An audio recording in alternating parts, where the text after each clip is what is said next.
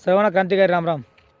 मित्रांनो, आपण एका अशा देशात राहतो आहे जिथं या काळाला खरं बोलणं सर्वात मोठं पाप आहे आणि खोटं एवढं विकल्या चाललं आहे की पावला पावलाला खोटं खोटं आणि खोटं चालू आहे.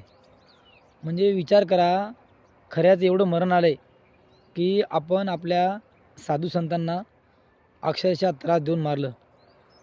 काही दिवसापूर्वी मी व्हिडिओ बनवला होता मित्रांनो, सोनम वांगचुक यांच्यावर, की ज्या माणसानं भारताचं नाव पूर्ण जगात मोठं केलं, कित्येक पुरस्कार भारताला मिळवून दिले, स्वतःला पण मिळवले.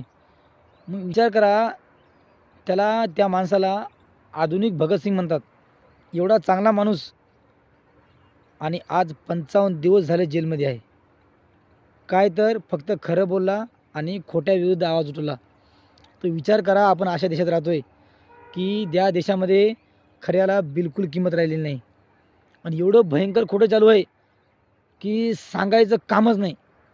पावला पावलाला जागोजाग लगे छोट्या पदापासून मोठ्यातल्या मोठ्या पदापर्यंत जागोजाग भ्रष्टाचार, हा कर्मकांडांनी गुरफटून गेलेला भारत, हे जागोजाग मोठे मोठे टोलेजन कार्यक्रम, जिथं खर्च करा तिथं खर्च करणार नाही, जिथं खर्च नाही करा तिथं जाणून बुजून खर्च करणार.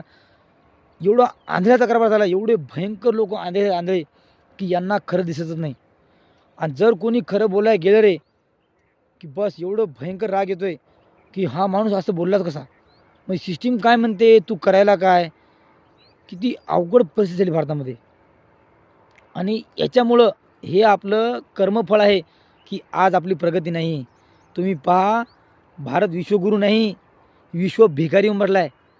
तुम्ही पहा, China, America, Germany, Japan, France कुठं गेलेत आणि आपण 150-150, 200-200 वर्ष त्याच्यापेक्षा मागं राहिलो आणि ते कुठं गेलेत. आणि त्यांच्याकडे काहीच नाही बरं, अशी फालतूगिरी काहीच नाही.